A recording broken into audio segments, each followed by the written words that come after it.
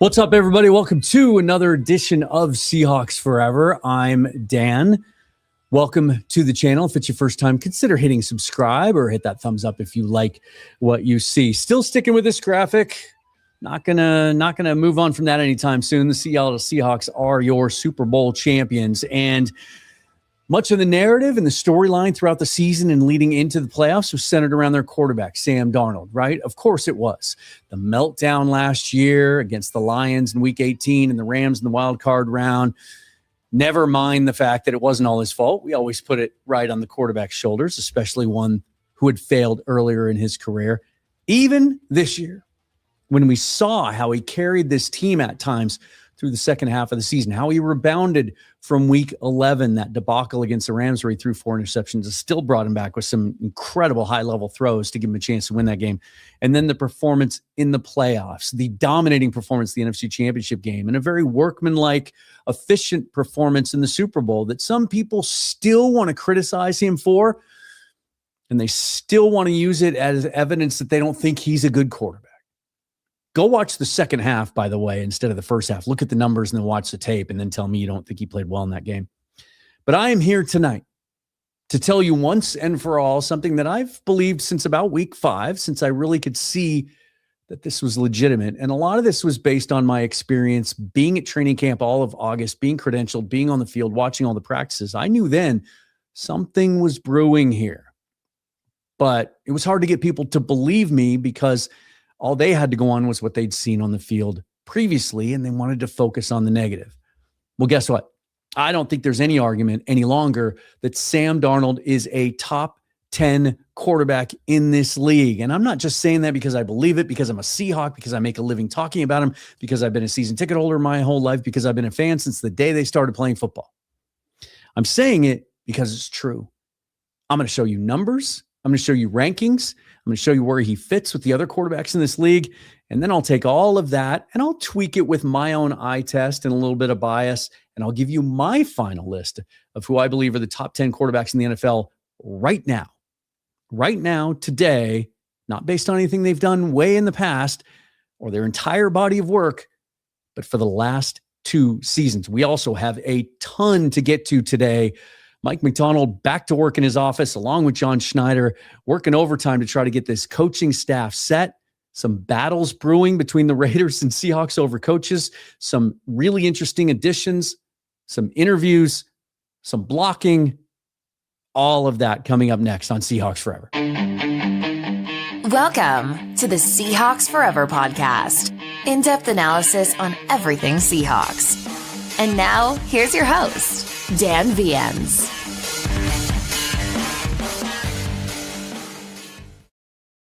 Really want to thank all you guys for bearing with me through some of the technical issues I've had since the hack a month ago. Still can't connect to StreamYard, which is the third-party software I use to stream. Most creators are using this software. Can't get it to connect with YouTube because of the way they reestablished my channel. There's a little bit of an issue there. And as good as they have been to me through this process in giving me a human to talk to and being responsive to my questions, haven't heard from them in 4 days. So we're just going to have to keep doing it like this, which means I've got a split screen. I can see the actual YouTube stream, so I can see all your comments. I can shout them out verbally. And the super chats, I can also acknowledge verbally. I just can't show the comments on the screen. So appreciate your continued patience with that. Also want to let you know about the new merch store running a sale right now. Seahawks are champions, so why not mark everything down? That is at seahawksforever.dashery.com. It's Dashery. Seahawksforever.dashery.com. The link is also down below in the description if you just want to use your mouse and click on it. And the sale right now, you can get a really high quality full screen printed t-shirt. These things are incredible quality, best fitting t-shirts I've ever had. I've actually been using this company for 5 years before they approached me about aligning themselves as my merch program. You can get that shirt for $16 right now on sale. And there's also hoodies and shorts and hats and everything else. So check that out if you would. As we move into the off season, when sometimes views and revenue is a little harder to come by, promotional opportunities harder to come by, this is one way that you can support me year round. And I'll continue to add different designs there and things as it pertains to stuff that's happening over the course of the season. All right, here's how I'm going to do this. Okay. I will put down in the description below, if you're just watching this for the first time, when the Sam Darnold conversation starts. I'll time code that in case you want to skip ahead to that. But we have a lot to talk about today when it comes to the Seahawks. We know that there's a little bit of a battle that Mike Macdonald has on his hands for his coaching staff. And what we have known until this point, based on reporting being done through the week, and then Mike Macdonald himself talking about it earlier in the week, in particular on Tuesday on his regular weekly show on 710 Seattle Sports, that they're going to hire from within, and that this was the plan all along in bringing in this entire staff. That Mike Macdonald didn't just hire Klint Kubiak last year. He also decided that this scheme that he runs, that goes all the way back to his dad and Mike Shanahan, and has been evolved with Sean McVay, of course, and Kyle Shanahan into what it is today, that scheme is something that complements the style of football he wants to play on both sides of the ball. And this is the scheme that's here to stay, that no matter who's calling the plays, he wants this to be the foundation. And so they were never just going to let Klint Kubiak take his pick and say, hey, I want to take all these guys with me. I think that's been a misconception along the way that has been widely spread. And I've had some debates with people today, and even some fights. Some people have picked fights with me over this. I was just accused of being arrogant. And I was just told that over the last 6 months, it's been a trend. I've become more arrogant because apparently, I guess when I stand up for my opinion, what I think is right, and they disagree, I'm the asshole. Anyway, like Mike Macdonald said on his coach's show Tuesday, when asked by Mike Salk, like, who's staying, who's going? And Macdonald says, who's under contract? The interesting thing about coaching contracts in the NFL is they're not publicly made available. They're not in a union. And so they don't have to disclose the way that players do, because there's no salary cap ramifications. And so we sometimes never know, unless the agent or the coach themselves advertises it, how long these contracts are for. We heard when Mike Macdonald was hired that he was given the highest AAV of any rookie head coach, but we don't know what that number is. And with assistant coaches, it's even a little bit more confusing and convoluted. It's usually 3-year deals. None of these guys, I can assure you, signed 1-year contracts last year. So they're all still under contract. And teams can block unless it's a promotion. Now, there's the argument that, well, why would you want to block someone if they want to leave, right? That's not great business. That's not how you cultivate a positive culture. You don't want someone here that doesn't want to be here. Sure, if that's the case. If John Benton comes into John Schneider's office and says, I don't want to be here. I want to go to the Raiders. If you don't let me go, I'll retire. If he pulls what Jim Schwartz is basically trying to do, in Cleveland, not retire, but resign, I'll sit out a year. I'll wait until my contract's up.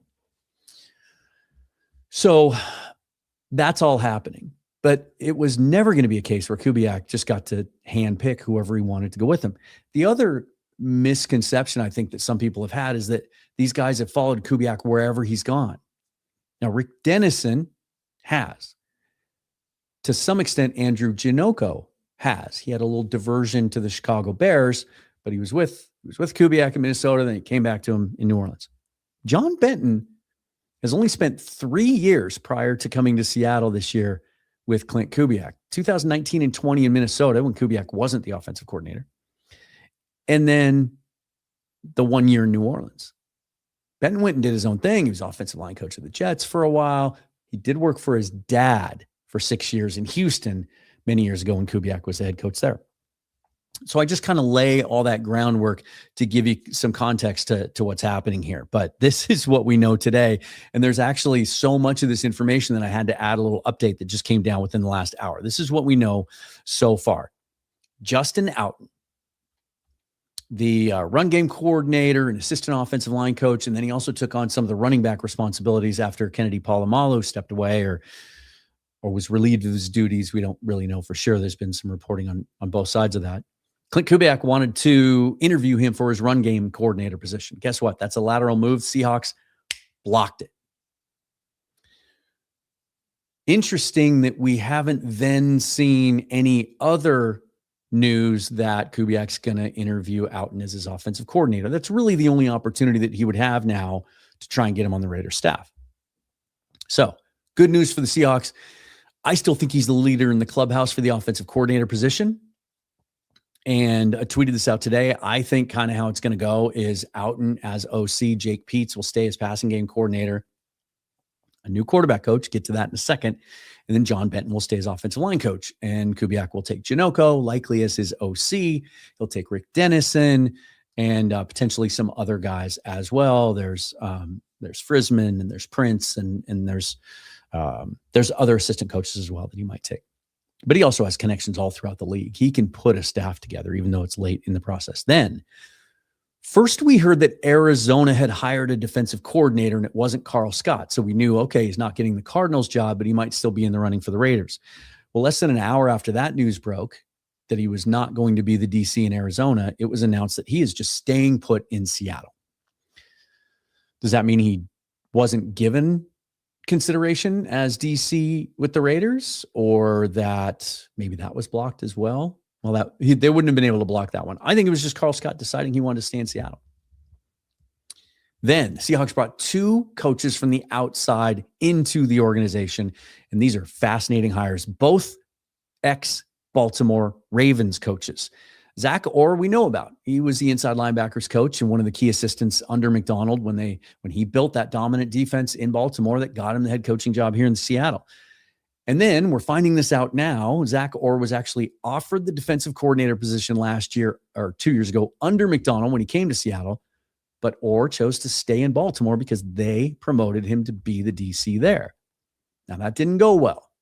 And Orr, that defense wasn't very good this year with the Ravens.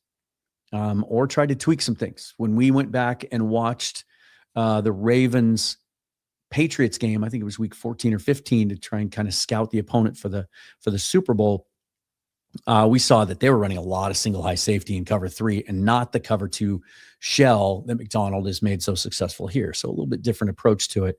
Didn't go great. Maybe he's a guy that just better position coach than coordinator, or maybe you get back with Macdonald now, couple more years under him running this defense here, and he can get back into the defensive coordinator conversation. In the meantime, he is an outstanding inside linebackers coach. Of course, in Baltimore, he oversaw Patrick Queen and Roquan Smith roaming the middle. They did okay, and he's got a lot to work with here in Seattle. Now, the question is, what does that mean for Kirk Olivadotti, who came with Macdonald or was hired by him 2 years ago as the inside linebackers coach? Incredibly respected, very successful career. Corbin Smith is reporting that he might be leaning towards retirement. And so maybe that's a 23-year coaching career. Maybe he's just ready to give it up and go out on top. Also, Daniel Stern is being brought in from the outside. And this guy is fascinating. Tried to build a graphic with his bio, but couldn't get the misspellings taken care of. Thank you for pointing that out to me online today. This is his bio. He has spent 10 years with the Ravens. He has currently held his most current title, Director of Football Strategy, Assistant Quarterbacks Coach. So he assisted T. Martin, who's a quarterbacks coach there, and also could be in play for a position here, although we haven't heard anything about an interview with him. I work closely with Lamar Jackson. He's been given credit for helping to develop him and take his game to a new level, especially as a passer. He's also responsible for scripting situational periods of practice, advising head coach John Harbaugh on in-game clock management, game management, coaches' challenges. Since 2019, he's been charged with studying game management, situational football, and the NFL playing rules and officiating, advising Harbaugh on the team in these areas. He graduated magna cum laude with a degree in cognitive science from Yale University in 2016. He's one of these nerds that some people are saying kind of has similar vibes to Grant Udinski, the wonder kid that the Seahawks interviewed that's now in Jacksonville under Liam Cohen. What's fascinating about this is 5 years ago, these are the kind of guys that are on every staff, maybe not every staff. He might be a little bit more well thought of than some of those guys, but there are coaches on every staff that just don't get publicity, that just we don't know about. 5 years ago on Good Morning Football, Peter Schrager of the NFL Network did a big bio on Daniel Stern and what a role he played with the Ravens. So this is a cool addition. And the interesting thing here is we don't really know his role. Now, as soon as the news came out, there was the immediate assumption among some of the fan base that, well, that means that Jake Peetz is gone because he was the passing game coordinator here in Seattle the last 2 years. I don't necessarily think that that's true. I think he was brought on board just because they think he's really smart. They think he has a bright future, potentially on a path to be an OC someday. And they just wanted him in the building and they'll figure the rest out later. And once the dominoes fall, let's say Peetz maybe he goes to the Raiders. Okay, well, then he would be a logical candidate to perhaps succeed him as pass game coordinator. Or what if Peetz gets the OC job in Seattle? Then similar situation. He could also just replace Andrew Janocko as the quarterback coach if Janocko should either get the Seattle OC job, or if he doesn't, move on to the Raiders and be Kubiak's offensive coordinator. That is the likely assumption. So either way, I think at minimum, he's the quarterback coach, but a very, very fascinating hire. Also announced today, the Seahawks are interviewing Connor Senger, the pass game coordinator from the Cardinals, for their offensive coordinator position. Now, this was seen immediately as a Rooney Rule interview because he is a minority candidate. The Seahawks will have to interview a second minority candidate to satisfy the rule. But the more I read about this guy, even though he's only been in the league 4 or 5 years, he's played small college quarterback and kind of worked his way up through the ranks quickly. He's seen as kind of a rising star. He might just be a guy that they want to find a role for on this staff. He's from the last Cardinals staff, not the current one. So Mike LaFleur may want to retain him, but he may also be available. And it might not be one of those situations where you have to offer him a promotion because LaFleur just may not want to retain him. So we'll see how that goes. And then this one came down late in the day, just when I thought I had this all compiled and had some cool, fun graphics and all of that. Let me move this out of the way so you guys can see this here. This is from Tom Pelissero of the NFL Network. The Raiders will interview Seahawks safeties coach Jeff Howard on Saturday for their defensive coordinator job, per sources. Howard worked with the new Raiders coach Klint Kubiak in Minnesota and Seattle, where he has been a valued assistant with the Super Bowl champs. This seems like a really strong possibility for Kubiak in Las Vegas. And, simply a case of, hey, you can't have Carl Scott, but you can interview Jeff Howard. Not that they couldn't have had Carl Scott. They could have if he was interested in the DC job, but it just sounds like he wasn't. If any of this is surprising to you, I think some people are underestimating the power of winning. And also the reality that a lot of these guys have been on the same staffs for many years, and they've been on multiple staffs that have been fired, and they've had to start over again, right? It's most of these guys are vagabonds. They move around a lot throughout their coaching careers, even the really good ones. But they just won a Super Bowl with a team that we've talked about a lot this week. We're going to continue to talk about it over the next 6 months. This team is set up, as well as any recent Super Bowl champion you can think of, to have a long run of Super Bowl contention. Young roster, stars locked up, financial flexibility, all of that stuff. Great culture, organization people want to be a part of.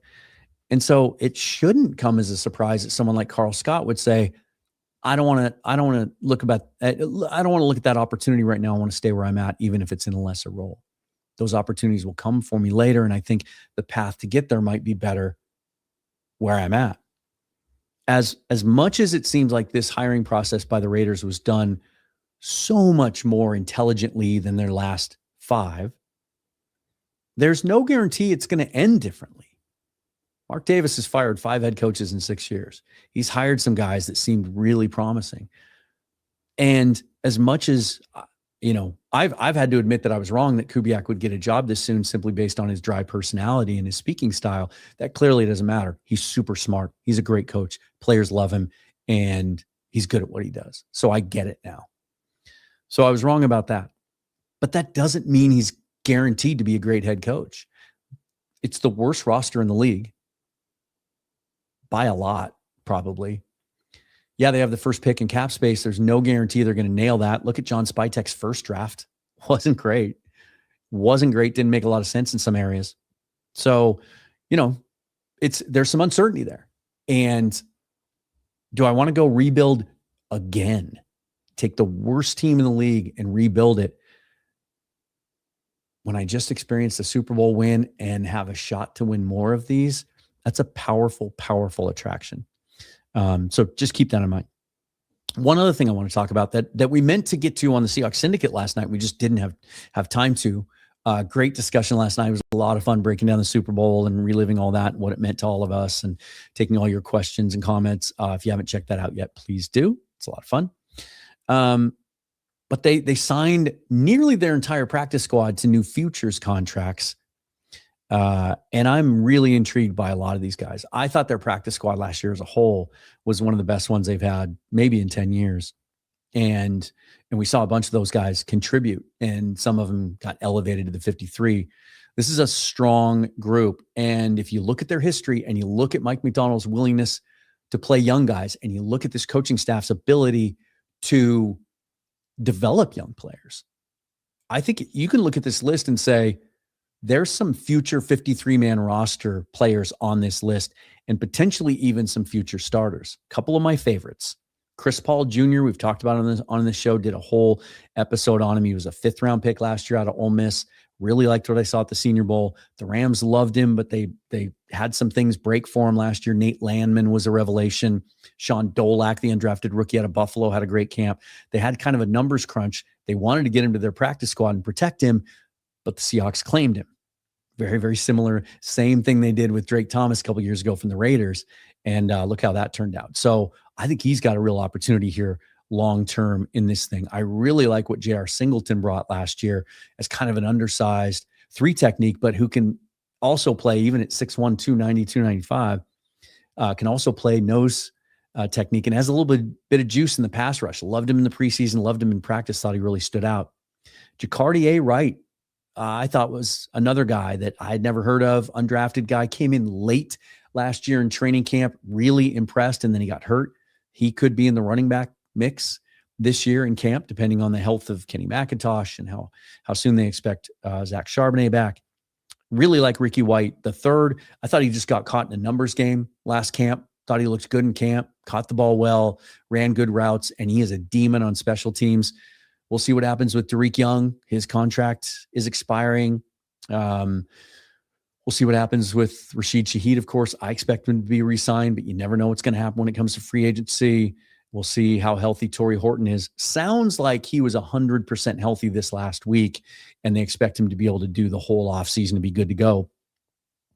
And then Logan Brown is a guy that I liked out of Kansas, saw him at the Senior Bowl, someone that can play left and right tackle potentially.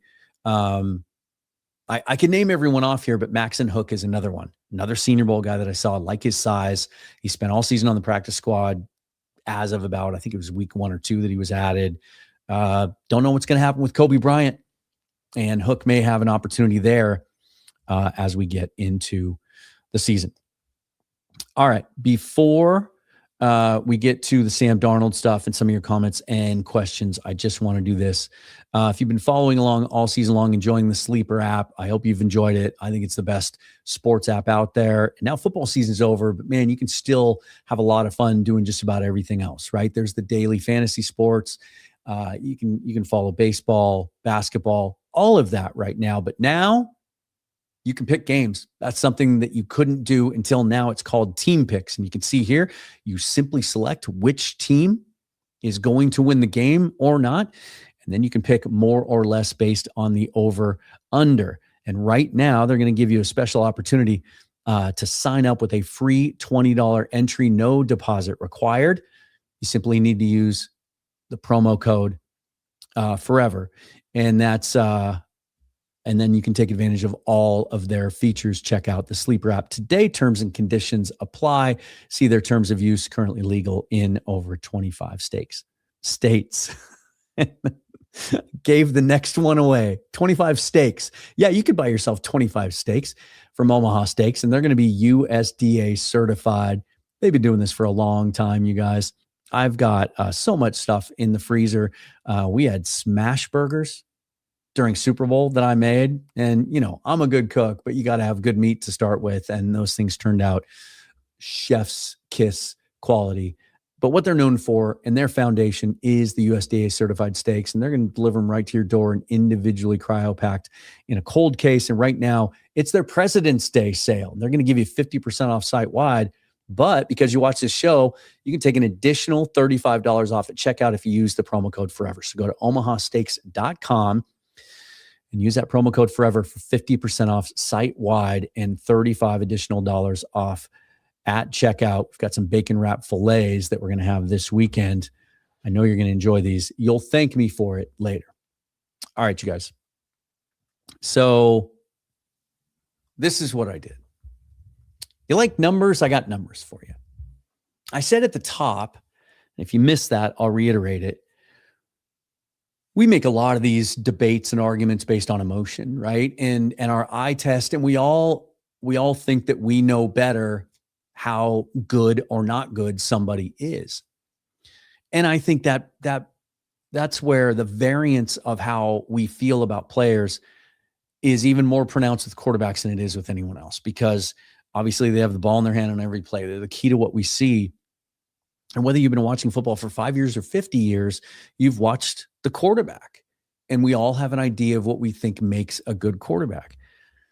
And it is a forever debate about who's good and who's not. I mean, for as long as I've been watching the Seahawks, which is since day one, there have been quarterback debates. Jim Zorn or Dave Craig. Even going back to Jim Zorn or Steve Meyer or Sam Adkins, right? Or Dave Craig. And then, my goodness, my late father used to always be enamored with the mystery of what could be. And so he always loved the backup quarterbacks. He thought Seneca Wallace should play over Matt Hasselbeck. He really did. He saw Mike Teal have a good preseason game one time against the Raiders, playing against their backups in the second half of a meaningless preseason game, and thought he should be our franchise quarterback. It's an ongoing debate. And once people make their minds up about a player, it's very, very difficult to change it. I get that. But if Sam Darnold hasn't done enough over the last 2 years to change your mind about who he is as a quarterback, if you weren't a believer, then you're simply not looking at it through any lens other than, I don't believe it. I don't believe it. I'm not going to believe it. La, la, la, la, la, la, la. You can't convince me, but I'm going to try. And this isn't just about this year, okay? Yeah, he's got a Super Bowl trophy now. This is about the last 2 years. Bigger sample size, right? Sample size matters. And I could make, I'm not going to go on about individual games. So you could make a case that this guy has only had 4 or 5 bad games in 2 years. And you'd be hard pressed to find other quarterbacks that have had fewer in this league, even the guys above him in these rankings. But this is a compilation of some of the most widely accepted key metrics for quarterback play in the entire league over 2 seasons.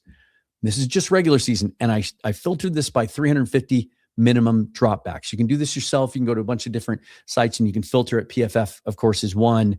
And the reason I like to do this is it does lean into sample size, and it eliminates part-time starters and full-time backups. It really limits it down to these are the established starters, right? So if Tyler Huntley comes in for a couple games for Lamar Jackson, lights up the world, and you don't filter that out, it's going to skew the numbers. So this is where he stands over the last 2 years against established starters in this league. Yards per attempt, 4th. TD passes, 4th. Big time throw percentage, 4th. PFF pass grade, 5th. Passer rating, 6th. Passing yards, 6th. Adjusted completion percentage, 6th. Average depth of target, 6th. That means he's operating down the field. He's not just taking the safe throw. Completion percentage, 7th. So that's where he fits in all these stats, but look how they work together also. Your completion percentage is 7th in the league. You complete balls at a high rate, but you're also taking chances because your average depth of target is 6th. Your big time throw percentage is 4th. That means you're taking shots down the field and you're throwing the football into tight windows. You're not a check down artist. You're not taking the safe play. You're not a game manager. Then what I did is I wanted names. And so I took those exact same parameters over the last 2 years and created the top 10 list and saw how it came out. And if he had come out outside the top 10, then I wouldn't have had an episode tonight. I would not have tried to like shove a round peg into a square hole or however that saying goes. And this is where he lands. Over the last 2 years, across those same 12 metrics, minimum 350 dropbacks per season. So eliminating the spot starters and pure backups. Mahomes, Allen, Burrow, Jackson, Prescott, and then I'm missing a 6. What happened there? Who's my 6? I'll find it for you. I think it might be Herbert. And then Darnold, Goff, Tagovailoa, and Stafford. And then here's what I did. Sorry, let me get this out of here. I took this all and made my own list out of it. I figured you'd want to see, because this is where you do add in some of those other factors. The eye test, the factors that I think make a quarterback better than others, the intangible stuff. This guy is beloved in the locker room. And really the personality of the Seahawks team, he embodied it. And they were drawn to him. Their ability to, the Mike Macdonald next play mentality, their ability to bounce back from moments that are bad and shake it off. As Ted Lasso would say, the goldfish mentality.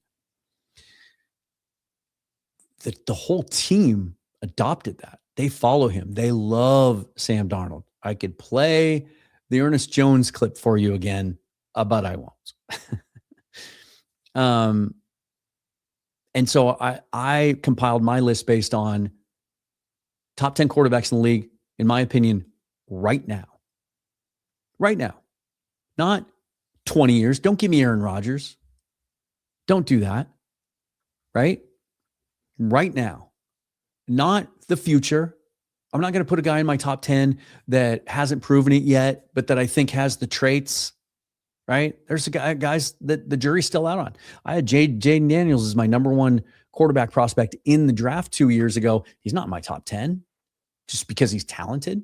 He hasn't done it yet. He had the great rookie year, and then he was banged up last year, but even when he was on the field, didn't look great. He's still got a lot to prove. So those are kind of my parameters, and this is my list. And there's no spelling errors on this one. There's no names missing on this one. Obviously, I bumped Stafford way up. That might be bias on my part because we get to see him up close and personal, and we get to see how he performs against this Mike Macdonald defense, and he's their kryptonite. He's the one guy that has the ability to just rip the ball confidently down the field deep into tight windows, see guys that are open when other quarterbacks wouldn't see them as open. And so I've got him at 2. I've got Mahomes at 1. Stafford 2, Allen 3, Burrow 4, Jackson 5, Herbert 6. It was Herbert that was missing from that other graphic. I apologize for that. Then there's Darnold at 7, ahead of Prescott, Love, and I got Baker Mayfield here. Now, Mayfield didn't come out in that top 10 list that was made through the compilation of the metrics, but there's just a lot of things that Mayfield does that I love personally. Love his style, love his swagger, love his ability to kind of create with his feet. He throws interceptions. He's similar to Darnold in some way. He's a leader. Guys follow him. He's a guy for me. Prescott's always someone that I've kind of struggled with. Like the numbers are there. But why doesn't that team ever win more? He doesn't elevate the guys around him, right? And if you say, well, they've had bad defenses. Well, I would argue that I'm not so sure that Geno Smith of 2023 wasn't better than Dak Prescott, because there were times that team won, and the only reason they won is because Geno Smith was playing lights out and winning, pulling stuff out of his butt in spite of a defense that couldn't hold water and an offensive line that couldn't protect. That's just an example, right? There's something about Prescott that I just have a hard time with. I wouldn't want him instead of Darnold. And that's another way that I kind of looked at this is if I could trade him 1 for 1 for a guy who would I consider doing that for? Granted, I don't want anyone else in the league right now instead of Sam Darnold. That doesn't mean that I think he's number one. It just means that he fits this team perfectly, he fits the scheme perfectly, his personality, his leadership, all that stuff. I would not want to subtract it from the locker room for anyone. But in a vacuum, trying to be as objective as I can, if you pump me full of truth serum, those are probably the six. Jordan Love, immensely talented. Jury's still out on him for me. He's wildly inconsistent. Just when you think he's about to take that step and be a top 5 guy, he'll have a stretch where you just don't know what's going on. And then some of the younger guys, like I had May in here at 10 for a minute before I decided I wanted to put Mayfield in there. Immensely talented, but obviously showed it on Sunday and really all through the playoffs, just not quite ready yet. Now he goes out and has another year like this regular season and gets some MVP votes. Maybe he performs better in the playoffs. Certainly they need to put some things around him down there, and that will help. I can get him into there. Caleb Williams is a guy that has the potential to jump into this list, I think. But that's my list. And if you're just tuning in now and you're going, what? This guy's on crack. Look at this. Look at this again. It comes down to trying to step outside of your bubble, take the blinders off, and just look at what's real. And try to be objective. And if you don't believe me and you think I'm crazy, that you still think Sam Darnold sucks. They won in spite of him. He's terrible. You're never going to get back there again. The defense carried him. He's not a franchise quarterback. It's Jalen Milroe's going to be the guy in a couple of years, or you're going to be looking to get rid of him when his contract's up in 2 years. Well, here's someone that disagrees with you and he knows a little bit about playing quarterback in the NFL. Now they've got the guy, right? Because Sam is figuring it out too. Like, wow, how good could I be? How good could I really? And I don't think he had to be great yesterday just because the defense was so great, but that's okay. He's been great before. And I think he's proven himself. Look, I can hang with the big boys. I can run around a little bit, get the extra yards. I can throw it all over the field. And he settled down. You know, he made a lot of mistakes this year and still survived it. So those are all scars that are going to pay huge dividends in the future. And as he refines his game, Sam, I mean, anyone who wants to try to think that Sam Darnold, I think he's just going to continue to improve and somebody that the Seahawks, I think, have a guy for now the next 10 years. I think they'd be fools not to. I mean, Minnesota must be dying right now. Like, what did we do? What are we doing? We had a guy that won 14 games and won the locker room, and that locker room loves Sam Darnold. He was the man. Like, see you later, bro. I just, that's got to be hard. But Seattle's not that dumb. I mean, they got a guy now for 10 years, and if they can. I just feel like who's going to beat those guys in the future? Jeez. I mean, you heard him say it. They've got their guy for 10 years. That's Steve Young. Where's his loyalty lie? Right? San Francisco 49ers. I mean, this is their rival quarterback. And he's just sitting there as objectively and as calm and relaxed as you possibly can based on being a Hall of Fame quarterback and watching and analyzing the position ever since and just telling you these things. Now I will say this about my list as well. It was tough to get on this list. The upper middle part of the quarterback list in the NFL right now is very strong. And there are some guys that were in the running for 10 that, maybe I can hear some of you and I can see some of it in the comments that I gave strong consideration to. And you can make strong arguments for. I know one right now that's really coming up is Trevor Lawrence, and I've been outspoken about Lawrence ever since he was drafted. I didn't really see it with him coming out. I thought that he just continued to ride the coattails of his freshman performance in the national championship. Never saw it throughout his early career. Didn't think he was accurate. Wasn't decisive. Didn't held onto the ball too long. All the traits are there. But Liam Cohen is the guy to get the most out of him. And I thought at the end of the year last year, he looked like a different quarterback to me. And he's got an opportunity this next year to really take a step up. The other one that was tough for me is Brock Purdy. And this I think falls in the category of you can love a quarterback and have a lot of respect for a quarterback, not have him in your top 10. And it doesn't mean you hate him. It doesn't mean you think he sucks. It's just that he's not there. Brock Purdy's a very, very good quarterback. I've been saying this for years. He deserved the contract extension. He's a guy that I would, if Sam Darnold decided he's retiring tomorrow and the 49ers wanted to trade us Brock Purdy, like, I'd take him, right? There's one thing that Brock Purdy needs still to prove to me to get in this list. And it's like I said, it's close. I don't know that Prescott or Love have proven this to me either.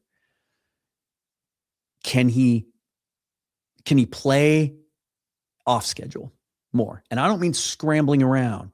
I mean when a good defense disrupts your timing, takes away your rhythm-based passing attack, knocks their guys off of their routes and makes you have to ad-lib more. He can do it really well, but his base, his foundation is rhythm, anticipation, and he's exceptional at it.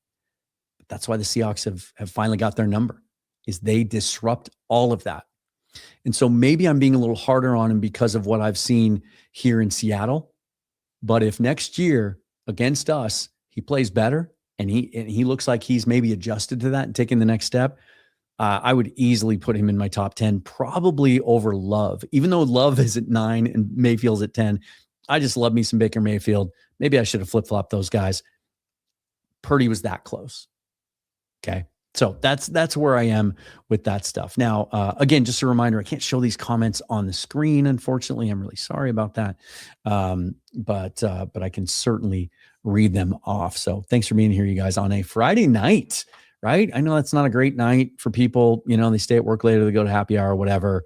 But I just, and even with the issues that I'm having, I just wanted to go live. I just want to interact with you guys.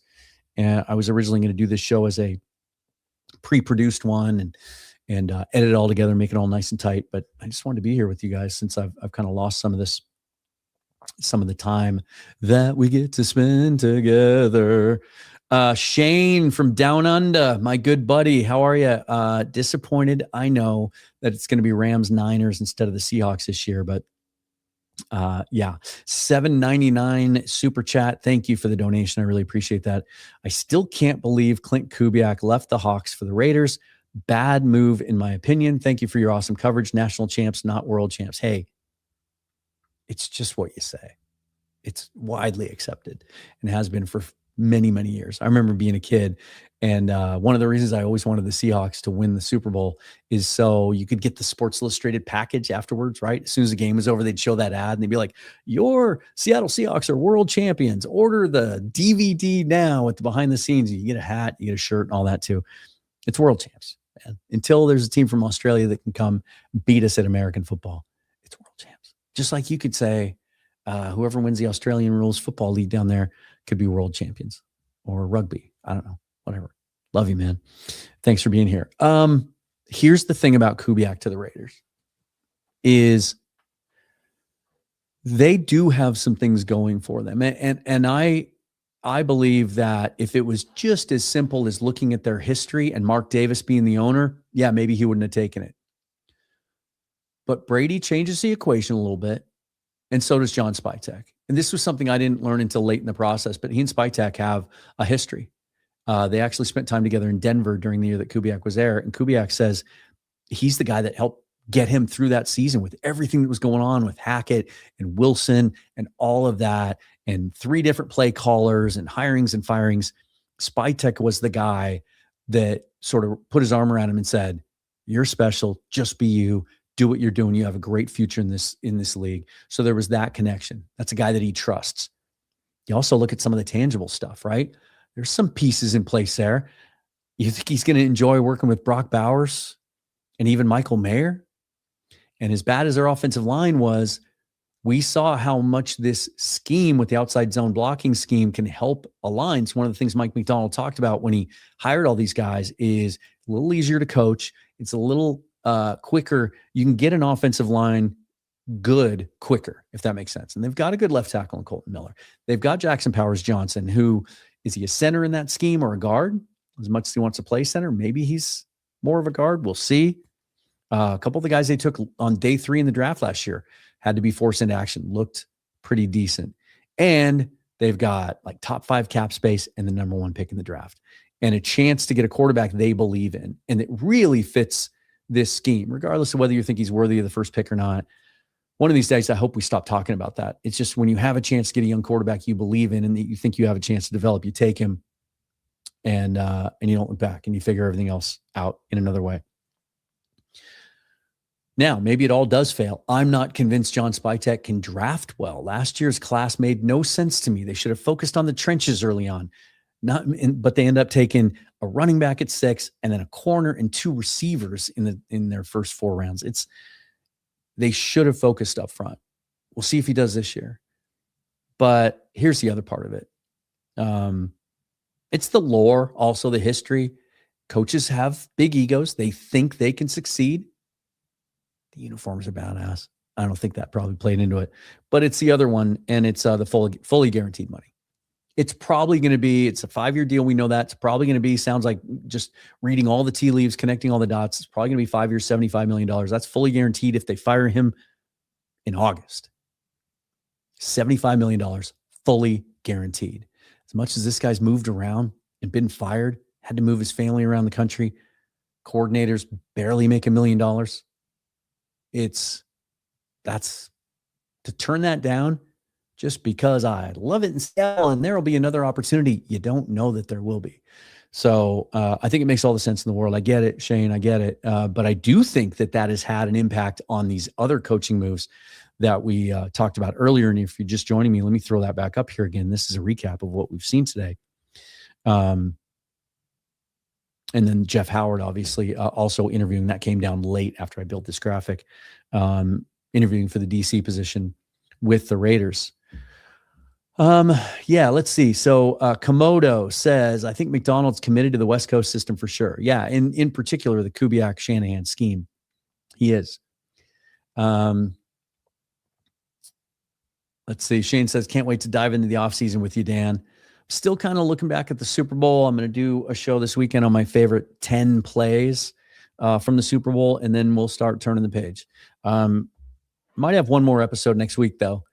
I've been talking to a former college All-American, former longtime NFL player, now turned analyst, about coming on the show and talking about Mike Macdonald's defense and what he saw from it and why it's so successful and why he thinks it's set up for success even as the league starts to try to adjust to what he does. I'm not going to give you the name just in case it falls through, but if I can get him, then I'll spend at least one more day looking back and talking about the Super Bowl. But otherwise, I'm playing catch up on the draft season. I'm way behind for obvious reasons. The Senior Bowl helped. There's some guys I'm familiar with, but I got to dig into the top 100 at least and get familiar before the combine with guys that might be there in day 1 and day 2 for us. Komodo says, I would even say Sam this season could be higher than top 10, but I'll take top 10. That's something Steve Young talked about. And you see other guys talk about is he might not be done growing. He can get to another level, even if not just because of his individual play necessarily, or any adjustments or improvements he makes in certain aspects, but because of the team around him. Youngest offensive line in the league. Only the third completely homegrown offensive line to win a Super Bowl. That's pretty badass after all the years we struggled to build that group. They all come back next year, including all the depth and competition. So if you're worried about Anthony Bradford, well, I was going to say, I believe. I don't even believe. It's a fact. It's going to happen. Christian Haynes, Bryce Cabledew, and Mason Richmond are going to get opportunities to compete with Anthony Bradford at right guard. They might still even bring someone in from the outside. Maybe they sign a vet they like. Maybe they acknowledge everything that we see in that as much as he's grown, as much as he's improved, as much as he can have dominant reps at times. He did in the Super Bowl against Milton Williams. He did against the Rams. He's had... but he has the bad reps, and they're so bad. And you'd like to upgrade that. But we've seen this team. Mike Macdonald doesn't just keep rolling someone out there if he thinks they can be improved upon. And so that process will remain. Now, Bradford's 3 for 3 in his career at fending off competition. He's won the job outright all 3 years he's been a Seahawk. Will he do it again? We'll see. But the other thing to keep in mind is as we get into this draft stuff and you start coming at me with guard no matter what, guard no matter what, guard no matter what, where's the Bradford competition?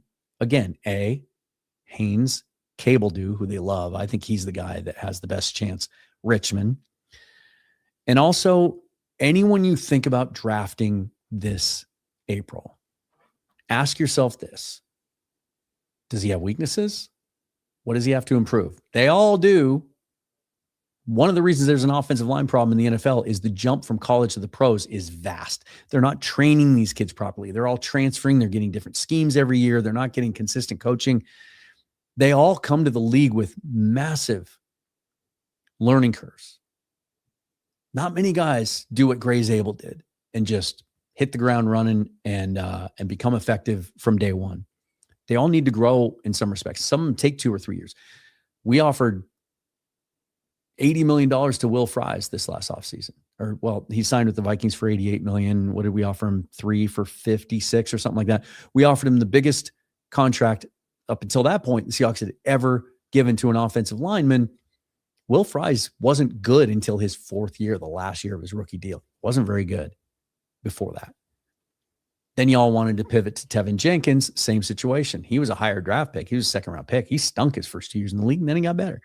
Then he had some injury issues. So that the reason I make that point is because most of these guys coming out in the draft are going to be 23 and 24 years old. Anthony Bradford is 24 years old, still doesn't turn 25 until shortly before the draft. When Gray Zabel was drafted last year, on draft day, they were the exact same age. They were both 23 years old. So you have to ask yourself, is this guy from college that's going to need a lot of development? Is he going to become good quicker than the guy that has 3 years in the league? He's battle tested and he's showing improvement. I didn't intend to get on an Anthony Bradford rant, but there you go. And so you have it. Another one from Shane. Really appreciate it. $2.99 donation. Can you do a Dan's top 100 prospects for the draft? Absolutely. That's something I've never done, but that is my intention this year. It was my intention at the beginning of the year.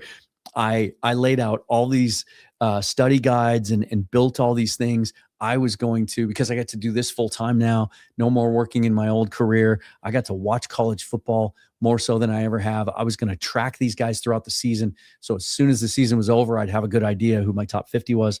Yeah, that didn't happen because the Seahawks were just too compelling and just didn't have the time. So I will.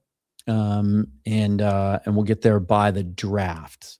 I'm going to need to use the combine a little more heavily now this year just to familiarize myself with some of these guys and then go back to the tape if they're players that I hadn't studied before the combine. So yeah, I absolutely will, Shane. Really appreciate that. Thanks, man. Misfit says, but guys, the Browns have 2 Pro Bowl quarterbacks. So when I was looking at what the proper cutoff should be on how many minimum dropbacks that I should require, right, to weed out the part-time starters and the backups, I think Shedeur Sanders had like 348 dropbacks. That was the cutoff. And it didn't eliminate anyone that should be part of this argument. It came in pretty nice and clean in that respect. So just like thought y'all might like to know that. Komodo says Bradford just struggles athletically. Obviously, he's a strong, powerful guy. Interestingly enough, for his size, his athletic measurements and scores coming out were on the elite side. Let me look up his RAS score and see if I can find that again. Now, remember, he played all over. He played some left tackle even at LSU. Let me see if I can find it, though, because I remember it being really impressive. Here it is. In fact, let me just do this so I can show it on the screen for you. I just got to save it real quick. Boom.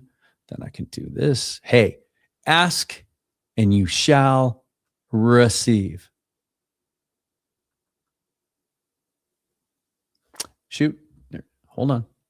Have to do it a different way. It came up in a file format that StreamYard didn't like. So, okay, fine. Then I'm smarter than the computer. I will do nope, that's not it. Bear with me, guys. Let's get rid of this real quick. I know this is enthralling podcasting, isn't it?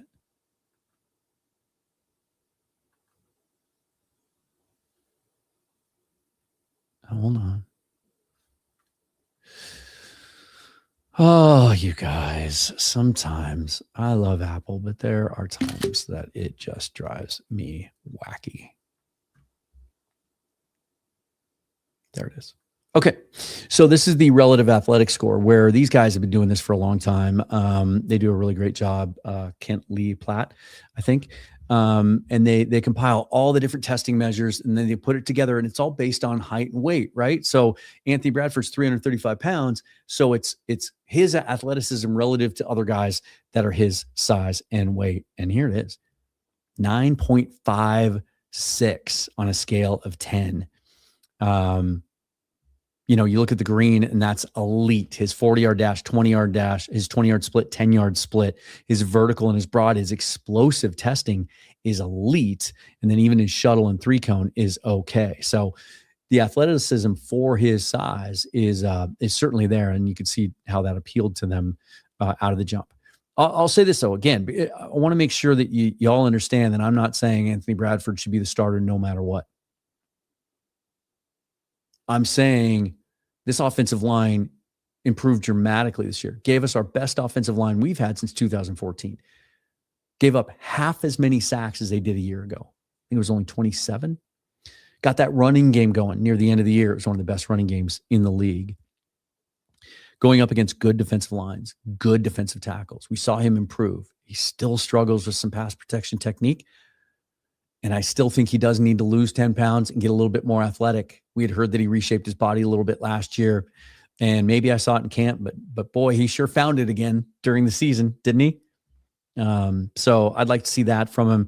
Ultimately, I do think someone else is going to start at right guard. But the reason I wanted to spend so much time talking about this once it came up is just the idea that if he does, that's not a bad thing. Obviously, it means Mike Macdonald and his coaching staff still believe he's the best guy there. And remember what Brian Baldinger told Bryce Coots while we were all waiting in line to get our credentials at Senior Bowl. I was hanging out with Albert Breer. He was hanging out with Brian Baldinger, who played offensive line for a long time in the NFL and still analyzes it to this day in a way that is very trustworthy. Like he knows what he's talking about. And he's been impressed with Bradford's development. And he told us point blank, he said, the best thing this team can do next year is just bring all 5 starters back. That continuity pays off. And another full offseason, OTAs, training camp, etc.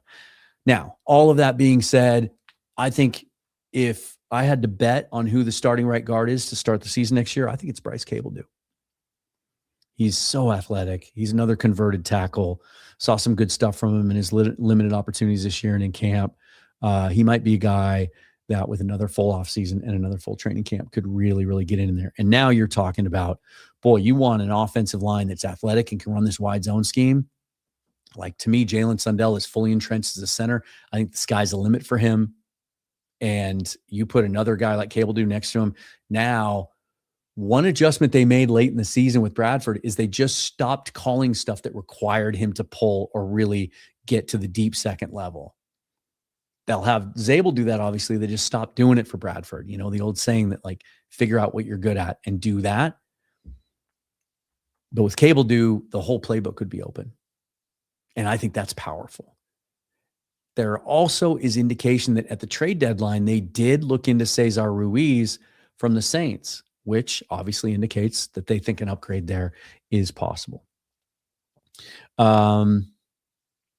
Rockman Drums says Bradford needs agility training and VR training if there is for O-line players. That's a fascinating idea. We know that the quarterbacks are using it, but don't you think it could be helpful at every position, especially when it comes to like picking up stunts, right? And seeing stuff out of your periphery. That's a great point. I wonder, that's a question that I'll ask if I get the opportunity to at training camp next year. That's kind of cool. That is kind of cool. Brienne says, need to get more 12s in the chat, yo. Yeah, I think there's a couple of reasons. There's only about 500 of you in here right now. Typically, when I live stream regularly, I get, 1,200 or so. I do think Friday night might have something to do with that. Also, sometimes viewership gets burned out. There's been so much content this week for obvious reasons, and it's all been great. I usually don't watch or listen to other podcasters and creators from the Seahawks realm because I just don't want to be influenced by them. I don't want to think that I've taken someone else's story idea, or maybe I'm working on something in the background and then somebody else beats me to it. And I'm like, damn it. Well, now I can't do that.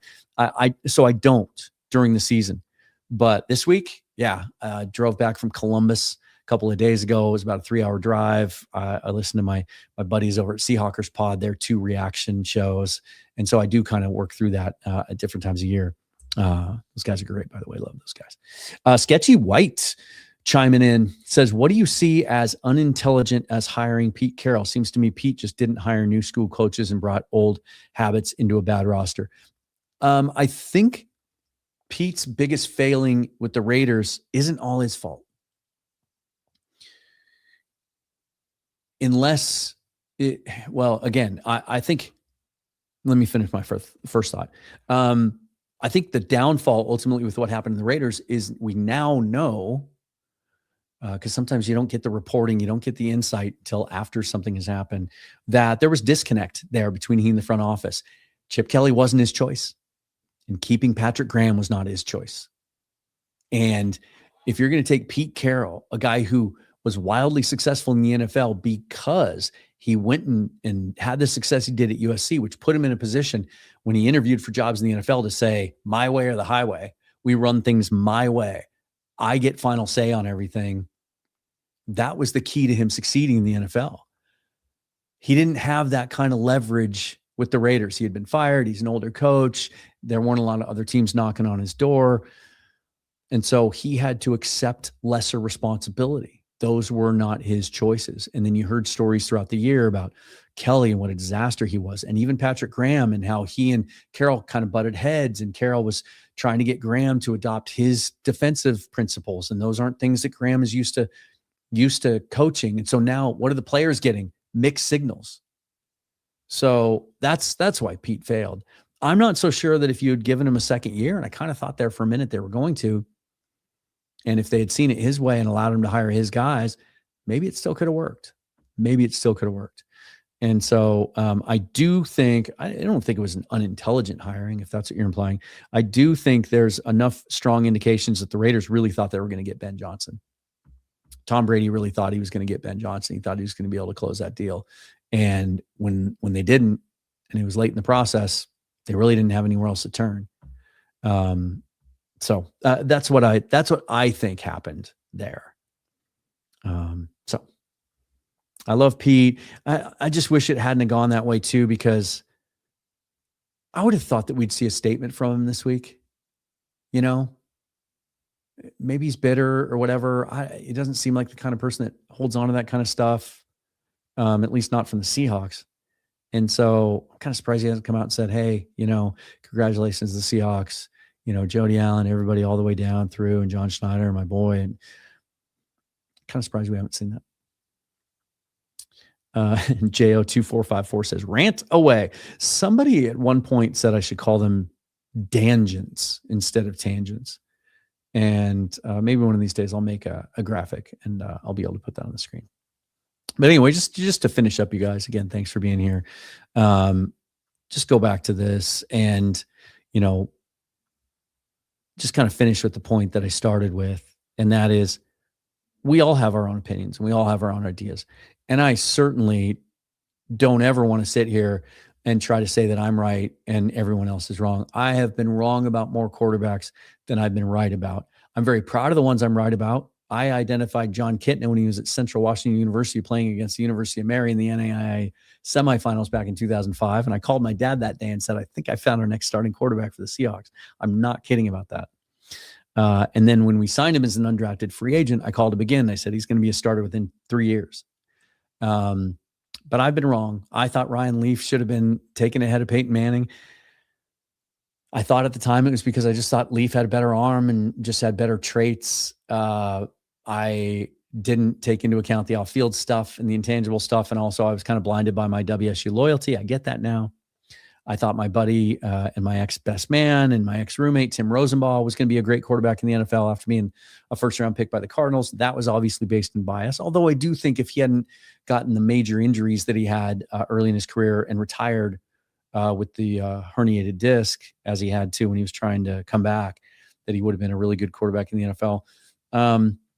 I feel like I'm getting better about it as I get older. My analysis, my evaluation skills, I think, improve.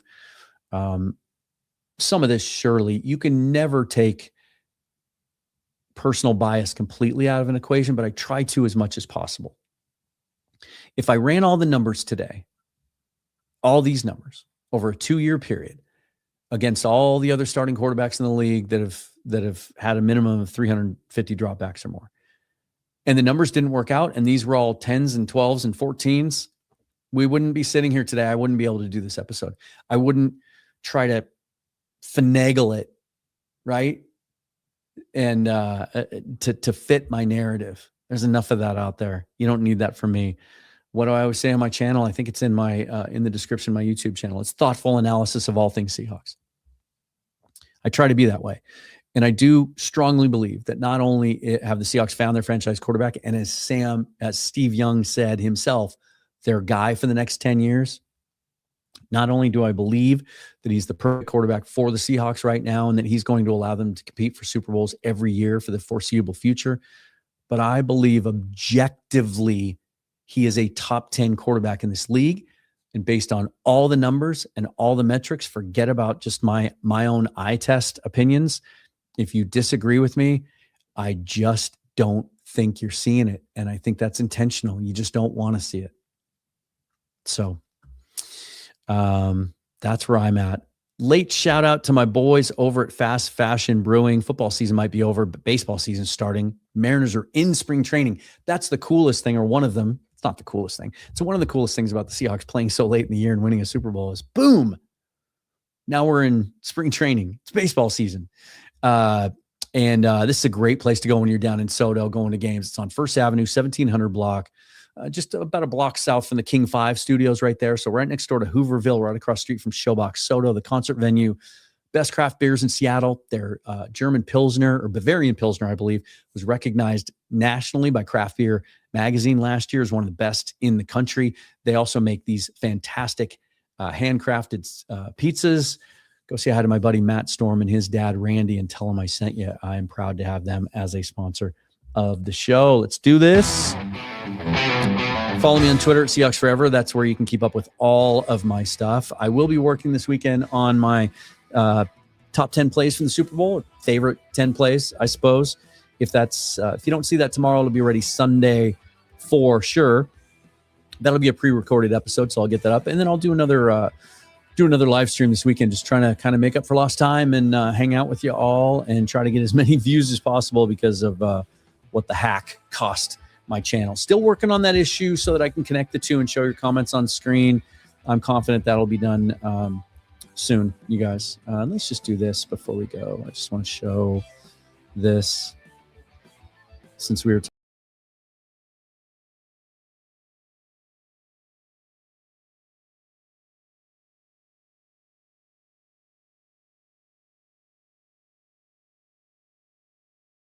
back here. Goodness. Sorry, guys. Let me know in the comments down below, agree, disagree with my list, and why.